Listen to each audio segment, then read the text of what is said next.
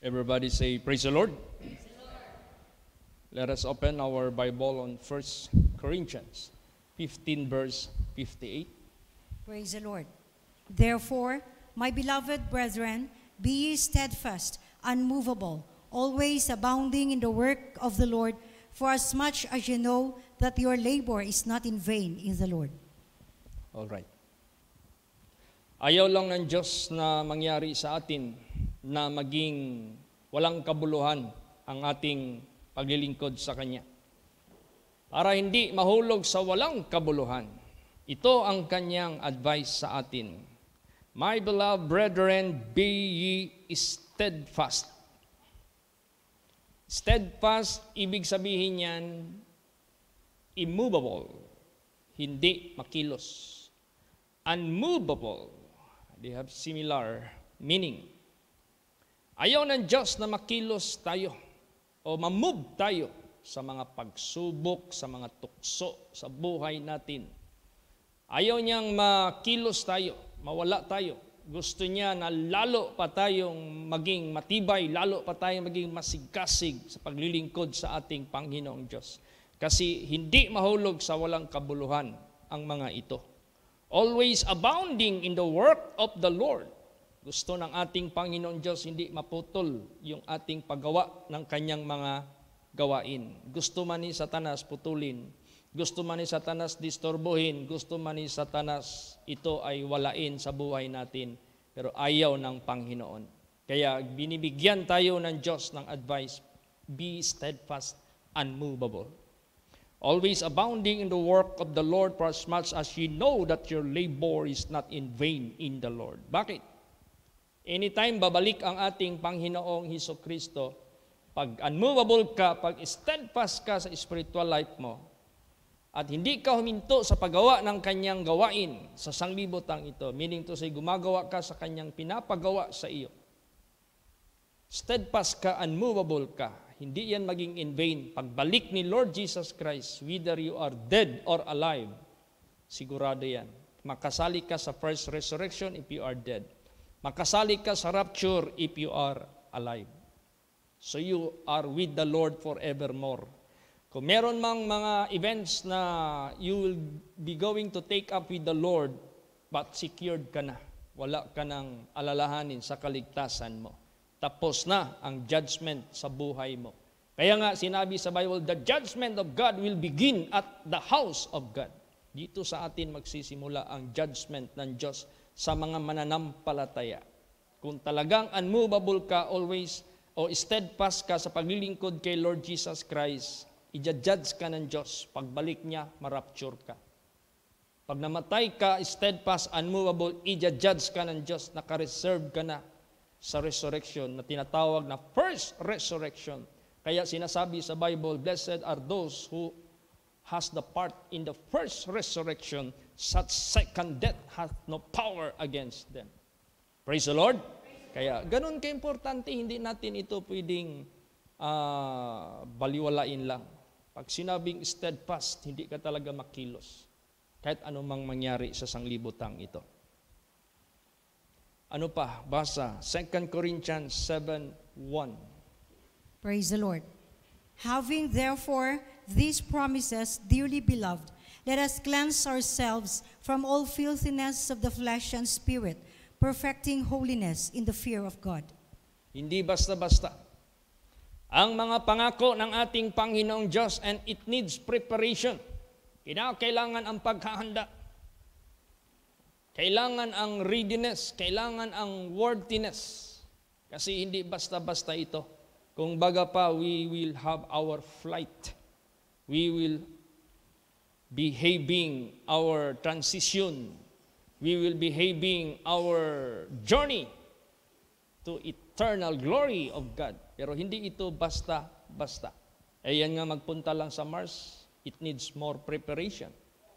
In the first place, you have money. Second place, you must be you should undergo some orientation or training. Now, ito din sa atin, sa buhay natin, hindi ka basta-basta na mag-angkin ka lang kaagad na makapasok ka sa kaharian ng Diyos. You need to be steadfast. You need to be unmovable. You need to be clean from your filthiness of the flesh and of the spirit. Kailangan talaga yan ang ating paninindigan sa Diyos, yung kalinisan natin.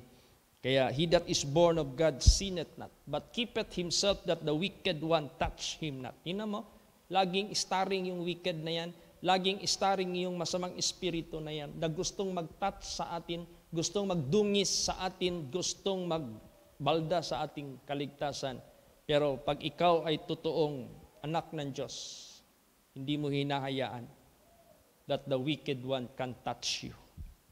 Praise the Lord! Tingnan mo yung mga promises ng Diyos. Basahin natin 2 Peter 1:4 hanggang 9. Sige po, pakibasa. Praise the Lord. Whereby are given unto us exceeding great and precious promises, that by this we might be partakers of the divine nature, having escaped the corruption that is in the world through lust. And beside this, giving all diligence, add to your faith virtue, and to your virtue knowledge, and to knowledge temperance, and to temperance patience, and to patience godliness, and to godliness brotherly kindness, and to brotherly kindness charity. For if these things be in you and abound, they make you that you shall neither be barren nor unfruitful in the knowledge of our Lord Jesus Christ. But he that lacketh these things is blind, and cannot see afar off, and hath forgotten that he was purged from his old sins. Yan. Grabe yung exceeding tinatawag na great and precious promises. Hindi ito basta-basta. Lalo't na ngayon sa sanglibutang ito ay nakikita at napifeel na natin ang coming na reign of the Antichrist. Dahil pinapa-implement na niya dahan-dahan, parang matawag natin itong yung bang preparasyon na ng kanilang system. That you must QR code, you must have vaccine card, yung mga ganon. Kasi anytime ito, mag-shift ito. Anong mag-shift? Maglipat ang system. Okay, since we need, everybody must be monitored, then kailangan na tayo ng microchip sa katawan ninyo. This is the most convenient and the most effective way to the New World Government. Meron ng New World Government. Yan yung mangyayari talaga. So, therefore, kung malapit na yan, mas malapit ang rapture, mas malapit ang pagbalik ng ating Panginoong Hesukristo. Kaya, malapit na nga, so wag na nating hintayin pa na madisgrasya tayo. Yung bang ma-move tayo, mawala tayo, may mga pagsubok sa buhay. Will it be by financial? Will it be by lust? Will it be by sickness? Will it be by whatever? Na makamove sa pananampalataya mo and obedience mo sa Diyos at paggawa mo sa gawain ng Diyos, dapat huwag tayong mamove. Kailangan talaga tayo maging unmovable. Kailangan talaga tayo maging steadfast. Kasi we are looking for exceeding great and precious promises, that by this ye might be partakers of the divine nature, having escaped the corruption that is in the world through lust. Anong klaseng partaker tayo sa divine nature, sa holiness, sa righteousness na nandyan sa ating Panginoong Diyos. Kailangan doon tayo maging partakers.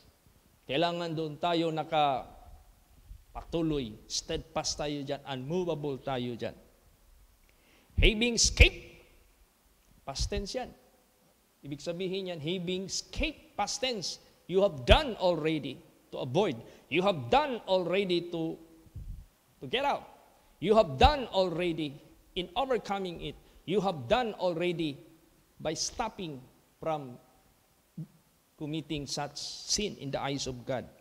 Escape the corruption that is in the world through lust, and beside this, giving all diligence, add to your faith virtue, knowledge, knowledge, temperance, temperance, patience, patience, godliness, godliness, brotherly kindness, and brotherly kindness, charity. So itong mga spiritual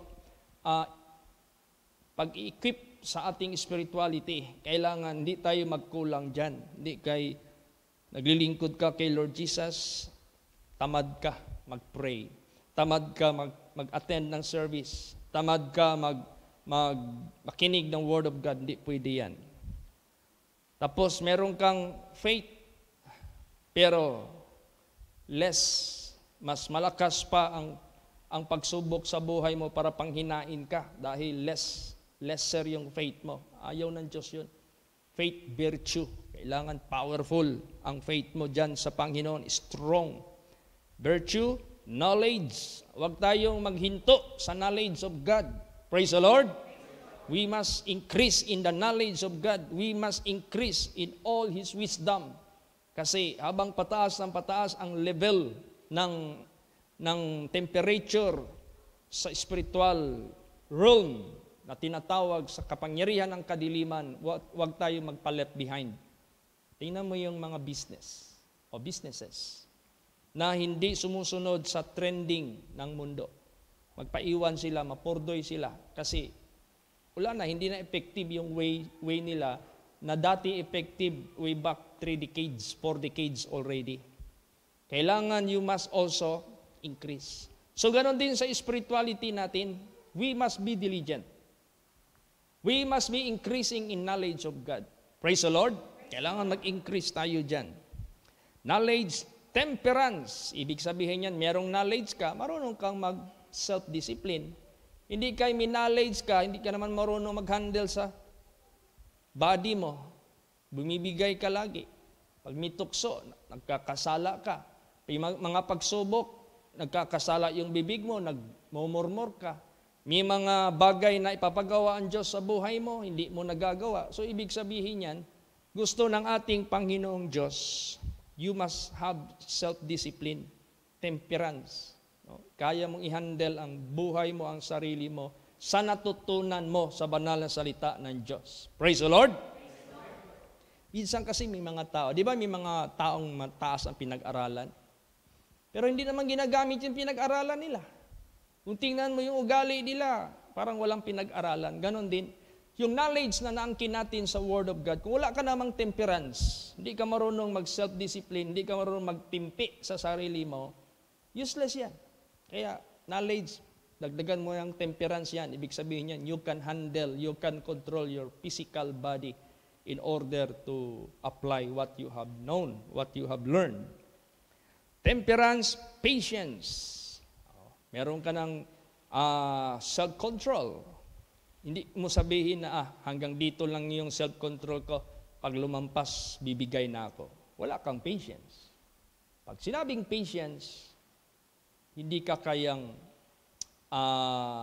baguhin sa iyong pagtimpi sa sarili mo. You can endure, you can prolong, you can continue, you are being consistent. Kaya patience, godliness. See to it yung lahat na nauna sa buhay mo in accordance to God. Godliness, hindi yung sarili mong pamamaraan. And godliness, brotherly kindness. Yes, steadfast ka, unmovable ka, may knowledge ka, may temperance ka, may patience ka. Meron ka ng tinatawag na godliness, pero kailangan mo pa rin ng brotherly kindness. Hindi ikaw itong judgmental sa kapwa mo, hinahatulan mo na kaagad yung kapwa mo at kinukondem mo na sila para kang mayabang. Tingin mo sa sarili mo, you are more righteous than them. Ayaw ng Diyos yun. They that are strong must bear the weak. He died for us when we were yet sinners, so we ought to do this to our fellow.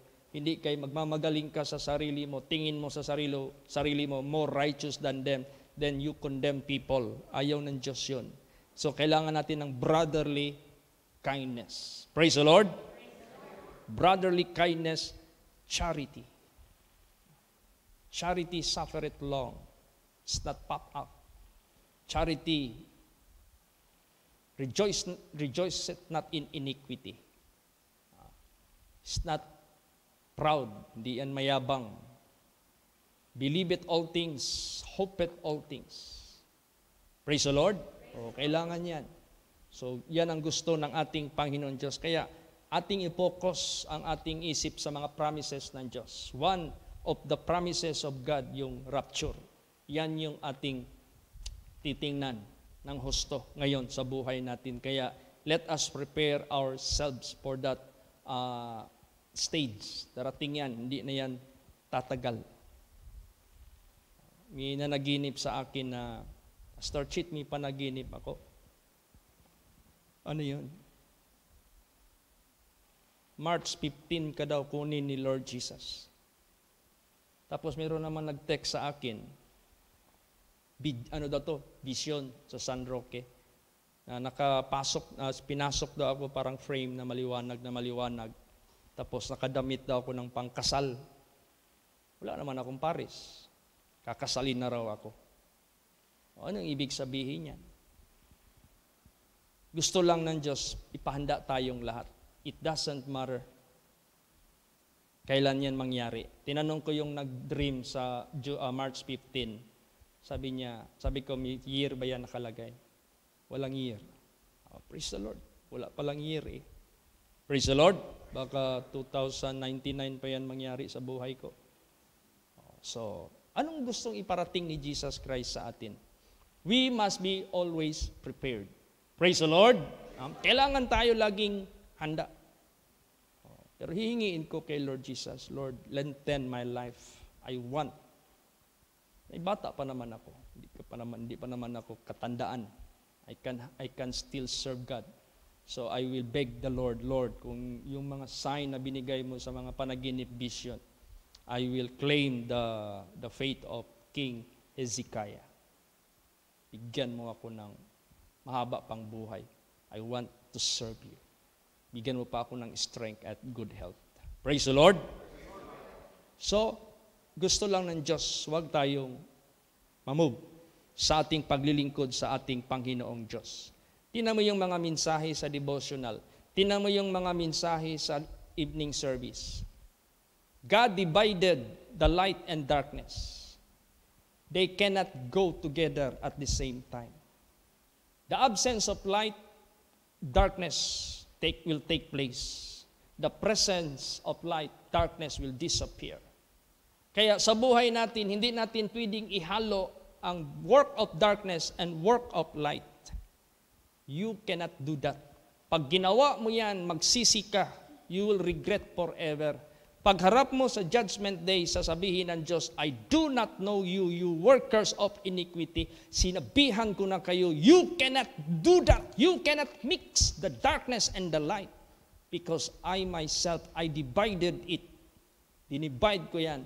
And in God, there is no darkness at all. And you must be godly. Yan ang gusto ng Diyos. Kaya sa buhay natin, this is now the high time for everyone to take serious of your spirituality. Huwag ka mag-isi-isi. Sanayin mo na ang buhay mo na light lang lahat, liwanag lang lahat sa buhay mo. Liwanag lang lahat ang ginagawa mo. All the work of darkness, you always resist, you always overcome, you always defeat. Daily yan. Sanayin mo na yan sa buhay mo because we must be ready. Dapat handa tayo anytime. Sigurado pagbalik na ni Lord Jesus. Mag-rapture na, ma-resurrect na yung mga faithful na namatay dyan sa Kanya. Tatalon yan si Satanas. Mag-take over na yan sa sanglibutang ito.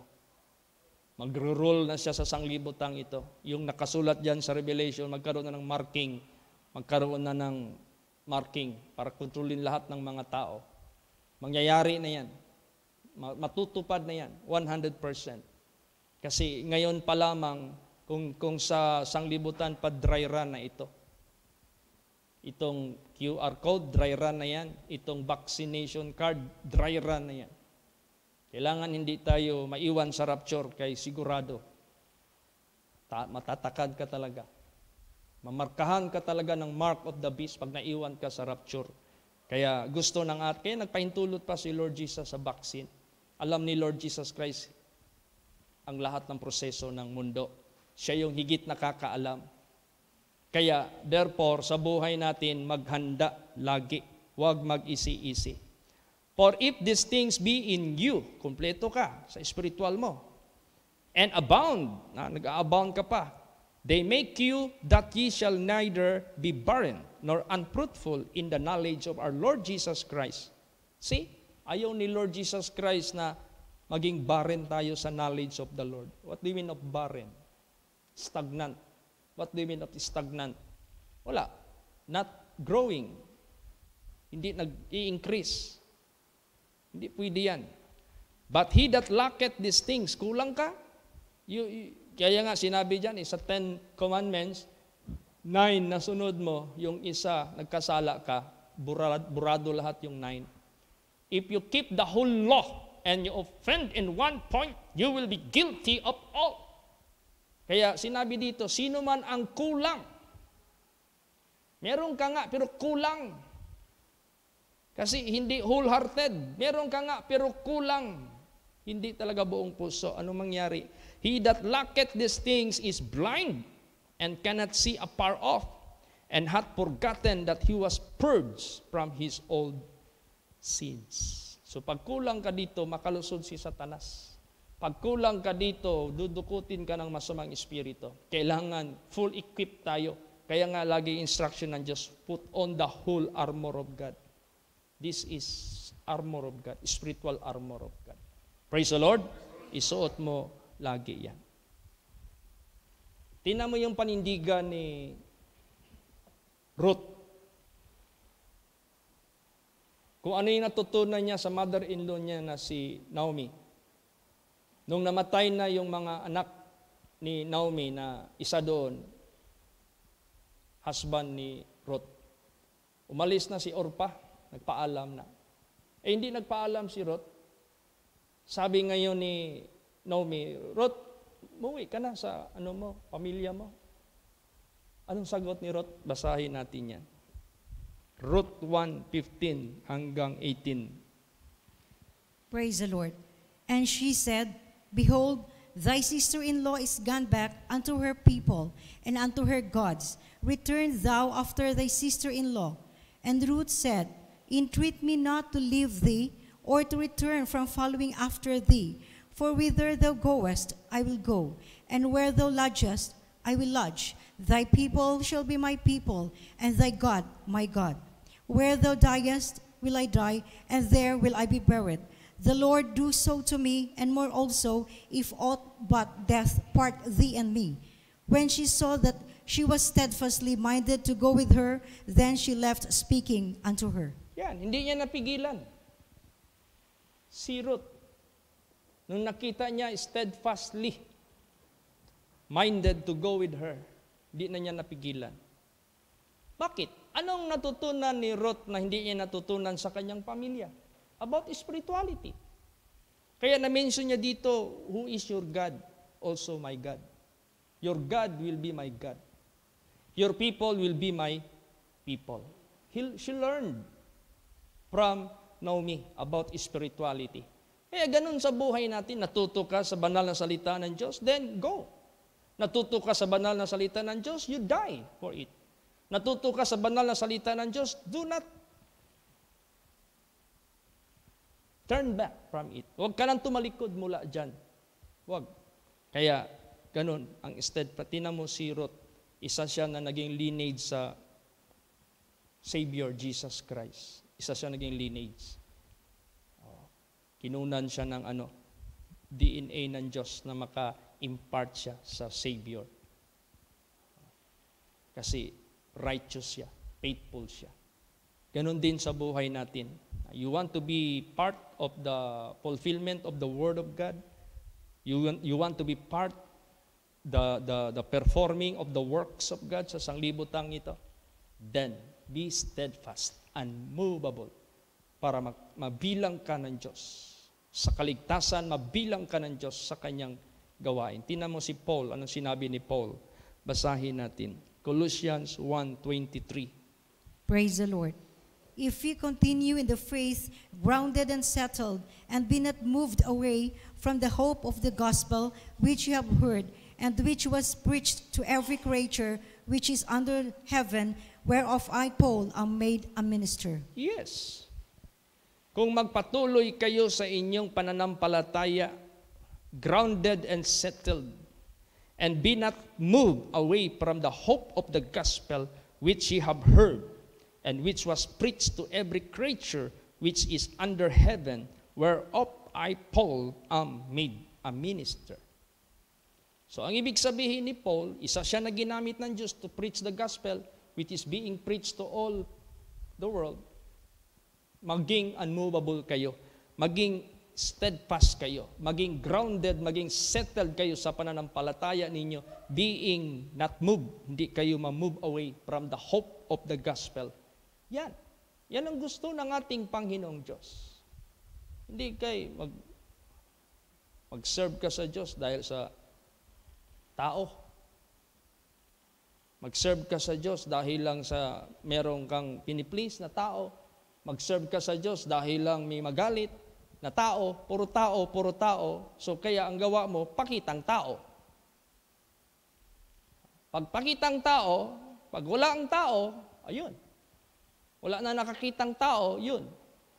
Akala mo walang narinig na word of God. Akala mo walang natutunan sa kabanalan. Akala mo walang natutunan sa batas ng Diyos. Akala mo walang natutunan sa lahat ng mga doctrine ni Jesus Christ. Kaya gusto ng ating Panginoong Diyos, make your relationship with the Word of God which you have heard, which you have learned, give your best.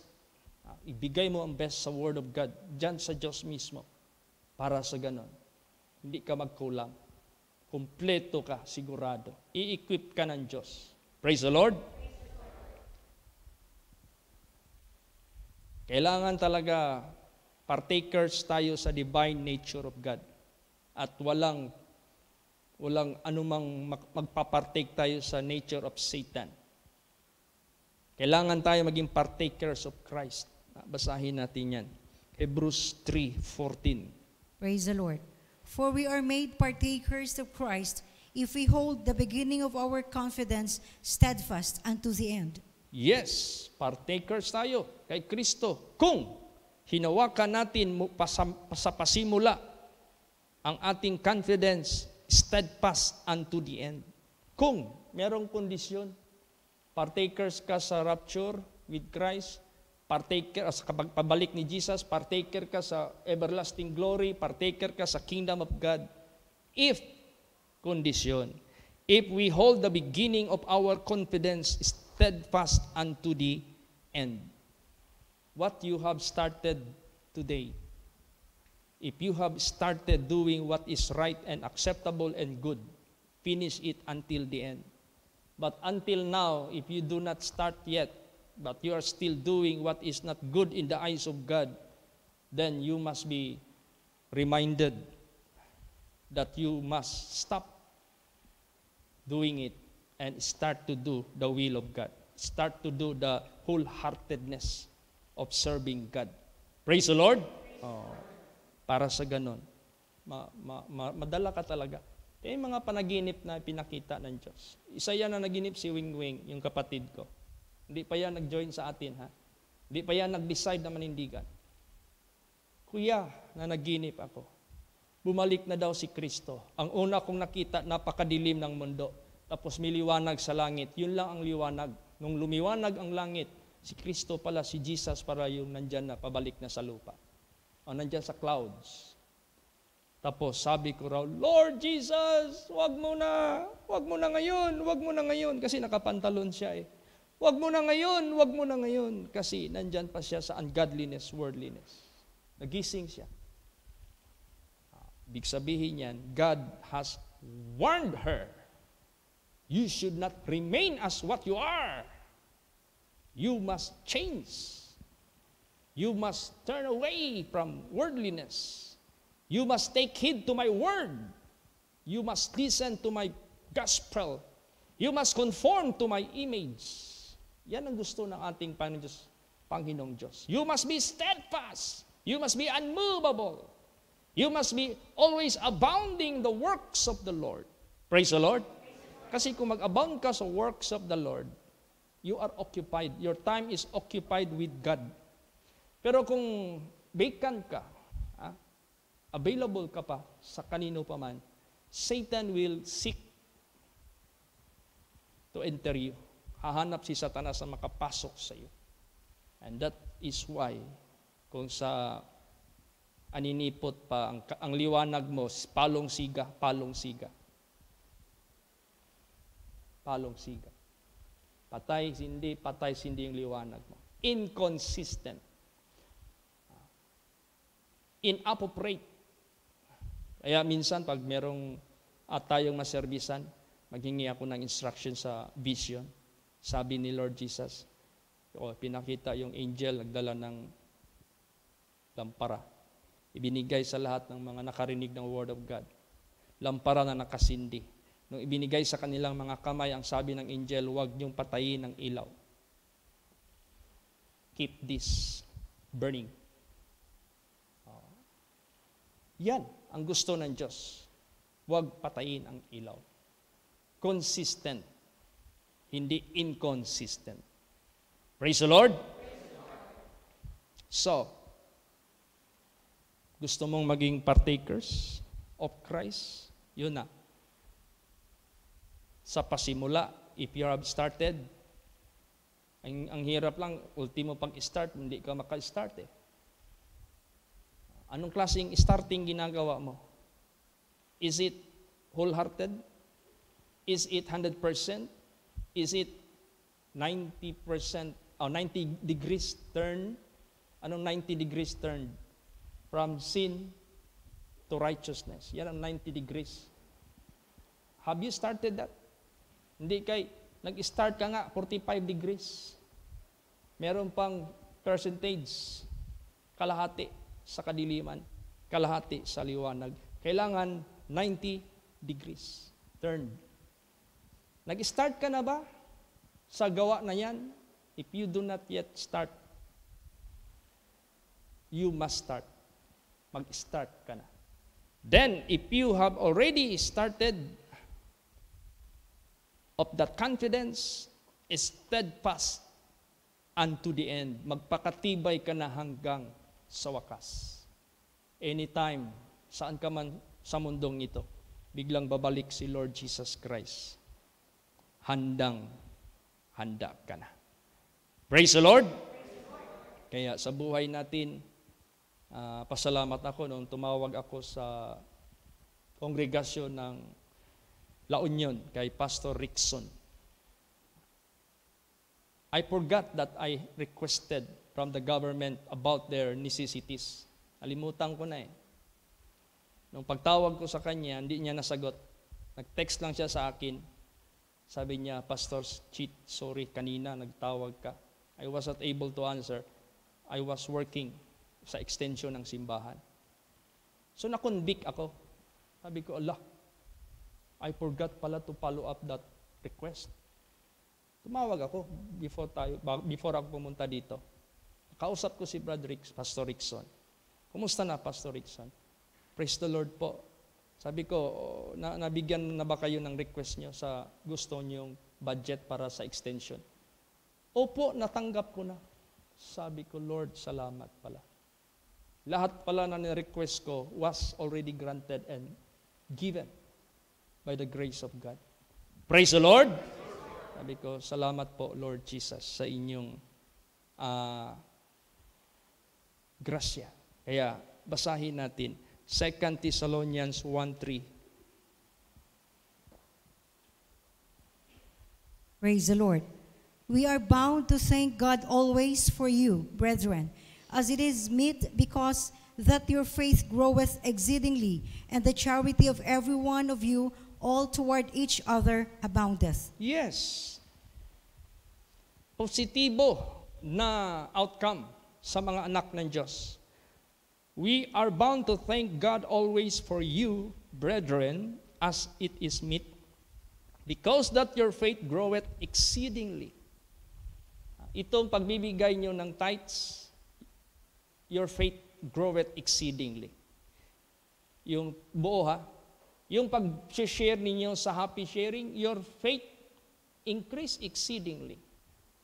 Or else, sabihin ng mga nag-request, Pastor, hanggang ngayon wala mang dumating na budget na request namin. Meaning to say, walang laman yung happy sharing project. Meaning to say, hindi nag-abound ang mga children of God in giving, in loving, in charity. The charity of every one of you all toward each other abounded. So nag-abound ang charity ng bawat isa. Kaya sa buhay natin, you want to be partakers of Christ, then you must abound in the works of the Lord. Remember that. Pag yan ang ginagawa natin, patuloy ng patuloy, hindi na lang natin malaman, Jesus Christ, all of a sudden, He will come. At habang ginagawa natin ang kanyang kalugod-lugod na mga bagay, in a twinkling of an eye, pagbuhay ka, sigurado yan. But you will not prevent, but you will not overtake those who died in the Lord. Sila yung mauna, ma-resurrect. Praise the Lord. Kasi nauna silang kinuha, una din silang ma-resurrect. Tayo, di pa naman tayo kinuha ni Lord Jesus. Rapture, praise the Lord, susunod lang tayo sa kanila. It depends upon the Lord. Praise the Lord. Kanina pumunta kami sa kapatid ni Sister Fe Nadera. Nabalitaan niya kasi yung brother niya who got very sick already. Di na makabangon, bedridden na. Umanap daw ng kutsilyo. Gusto na niyang mag-suicide. Walang kutsilyo mahanap. Humanap ng liston. Kaya itali daw niya sa leeg niya. Mag-suicide talaga siya. So isip ko, frustrated na itong taong ito. Ayaw niya nang mabuhay. Pero kailangan maintindihan niya ang plano niya. Ayun, nagbigay kami ng word of God doon. Sabi ko, huwag kang mag-suicide. You have committed murder against your Creator. Sinong pinatay mo? Sarili mo. Hindi ka na rin makapagsisisi after you are being dead. Wala na, hindi ka na makapagsisisi. Hingiin mo na lang ang kalooban ng Diyos. Kung buhayin ka pa ng Diyos, pagalingin ka. Kung papahingahin ka na ng Diyos, then, so be it. Kunin ka ng Panginoon. Basta importante, ligtas ka. Whether we are dead or alive, we must of the Lord. Huwag kayong mag-isi-isi sa buhay niyo. Magbigay kayo ng panahon para sa salita ng Diyos. Para ma-equip kayo. Para makaalap kayo anong dapat niyong gawin. So, hanggang na nabigay lahat ang dapat malaman niya. Yun. Sabi ko, Lord, kayo na bahala. Kung buhayin niyo pa siya, ibalik niyo ang normal niyang health. Si Yap Iping, bedridden man yun. Anong gusto niya? Suicide din. Yun mang hiningi niya sa akin. Can you pray to your God that He will take my life? Kaya nga nabalitaan ko, sinisipa niya yung mga tindiro ng mga pilkris na mag-i-assign dyan, rotation, sinisipa niya, ayaw na niya magpaalaga. Tapos nagpapahulog na siya sa igaan niya para mamatay na lang siya. Hindi man. May purpose pa ang Diyos. Pinuhay siya, pinatayo siya, pinalakad, normal. Maabot pa ng years. Kaya sabi ko, huwag kang mag-decide sa sarili mo. Hindi yan sa'yo. Sa Diyos yan. Hayaan mo yung Diyos mag-decide. Kunin ka o hindi. Basta, manampalataya ka sa Diyos. Whether you die or you live, importante, hindi ka lumaban sa Creator natin. Praise the Lord. So, ganun po ka-importante. Kaya, ito yung mga kasama ni Paul sa paggawa ng Diyos. Basahin natin sino yan. 1 Corinthians 16 verse 10. Praise the Lord. Now, if Timotheus come, see that he may be with you without fear, for he worketh the work of the Lord, as I also do. Yan. If Timotheus come, see that he may be with you without fear. Huwag kayo matakot. For he worketh the work of the Lord, as also I do. O yung mga gumagawa ng gawain ng Diyos like Timothy, like Paul, they abound in the work of the Lord. So ganun din sa buhay natin. Kaya tingnan mo yung mapa sa journey ni Paul from Jerusalem, Rome, Malta, Greece, Athens. Ay, grabe. Ganun na lang yung dami niyang napuntahan, dami niyang na-establish na mga kaluluwa. Then, kaabag niya ito si Timothy. Iniiwan niya o inuutos niya mag-preach kung hindi siya makapunta doon. At sila, minsan, namimiligros kamatayan para lang sa Panginoon, para lang sa mga kaluluwa. Hindi nila kinuwintayan. Praise the Lord. So, ganun din sa buhay natin. Basa pa. How could you work or do the work of God? Paano magawa ang gawain ng Diyos? John 6:28 and 29. Praise the Lord. Then said they unto him, What shall we do that we might work the works of God? Jesus answered and said unto them, This is the work of God, that ye believe on him whom he had sent. Yan. Gusto mong magawa ang gawain ng Diyos? Paniwalaan mo siya na pinadala niya. Follow the instruction of the servant of God. Praise the Lord. Kasi pinadala nga ng Diyos yan eh. So hindi ako nagkamali, naniwala ako sa ginamit ng Diyos, si Pastor Samuel Gabre. Hindi ako na-mislead. Hindi ako na nagkamali. Tama. Kasi yan ang sinabi sa Bible. You want to do the work of God? Believe whom He hath sent. Si Timothy, bakit ginamit siya ng Diyos? Naniwala siya kay Paul. Sino si Paul? Sent by God. Si Paul, bakit ginamit ng Diyos? Naniwala siya kay Ananias. Pinadala ng Diyos. Praise the Lord. Si Ananias, bakit naligtas? Naniwala siya kay Peter. So, ganon. Gusto mong magawa ang gawain ng Diyos? Kung sino yung ginagamit na nilagay ng Diyos sa harapan mo, paniwalaan mo siya. Praise the Lord. Kasi diyan dinadaan ng Diyos. Pero, disobedient ka, unbelief, lahat ng mga negatibo na pinapakita mo sa ginagamit ng Diyos, ay nako, negative din ang outcome sa kaligtasan mo. Kaya ganon, huwag tayong magpaisi-isi sa buhay natin. Basa pa kung gaano ang sakripisyo ng mga alagad ng Diyos. Philippians 2:30. Praise the Lord. Because for the work of Christ, he was nigh unto death, not regarding his life to supply your lack of service toward me. Yan. Dahil sa gawain ni Kristo, malapit na siyang papuntas kamatayan. Hindi niya ito pinapansin yung buhay niya para lang isupply ang inyong pangangailangan na serbisyo papunta dyan sa inyo at sa akin. So, ganun. Sa buhay natin. No? Ibuhos natin ang ating buhay. Ibuhos natin ang ating time. Ibuhos natin ang ating resources to support the work of the ministry. Ay nako, hindi tayo malulugi niyan. Praise the Lord. Yung exceeding great precious promises ang maangkin natin. Kaya nga yung unang verse ngayon, steadfast, unmovable, always abounding in the works of the Lord, for as much as you know that your labor is not in vain in the Lord. Kasi yan yung magkukuha sa iyo dito, sa libingan. Yang magkukuha sa iyo sa lupa kung buhay ka sa rapture. Hindi ka taga dito, hindi ka iiwanan ng Diyos. Hindi kayo maiwan ka sa rapture. O kaya maiwan ka sa resurrection. Ma-resurrect ka nga, pero maka-line up ka naman doon sa mga wicked. Maka-line up ka naman, itatapon doon sa dagat-dagatang apoy. Baka sabihin mo, mabuti hindi na lang ako naging tao. You see?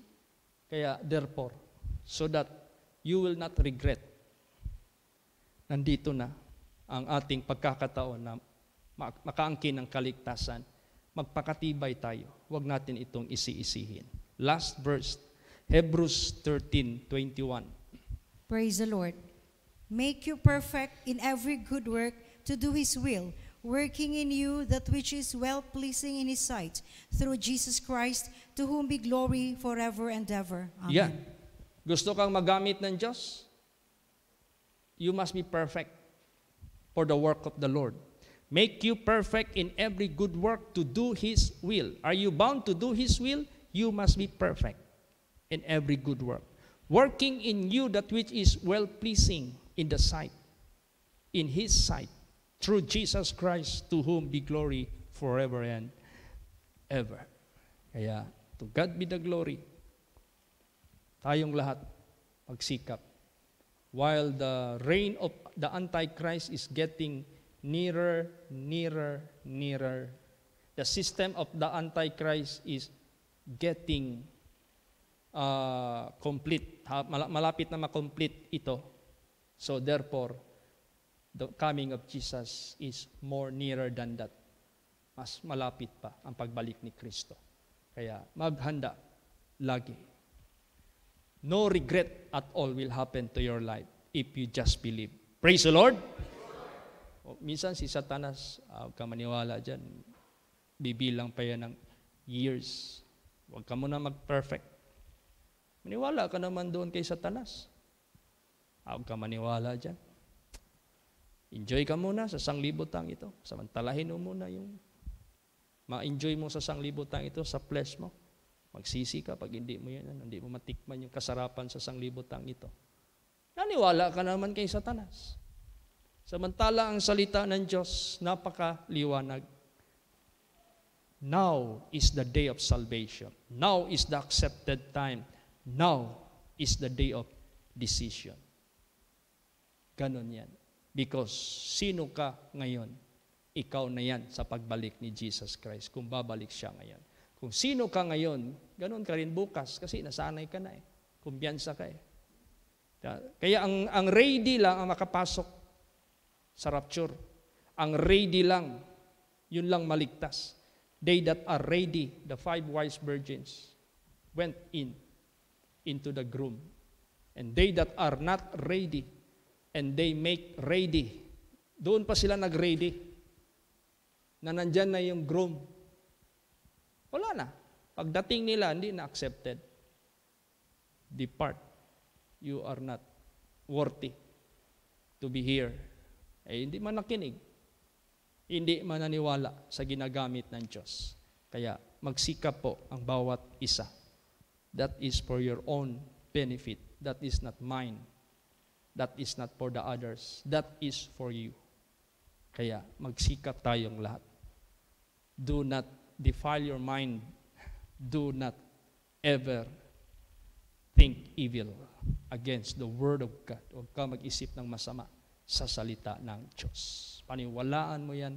Kaya ang maliligtas yung maniwala sa salita ng Diyos. Kasi lahat ng salita ng Diyos, totoo, accurate yan, 100%. Pero yung mga tao na sinasalungat yung katotohanan ng Diyos, gamit ang filosofiya, gamit ang earthly wisdom. Kaya nga dito sa Bible, God will bring to nothing the understanding of the prudent and the wisdom of this world. He will bring to naught. Pawalan niya ng bisa. Kaya gusto ng ating Panginoon Diyos. You want to do the work of God? Believe Him whom He hath sent. Praise the Lord!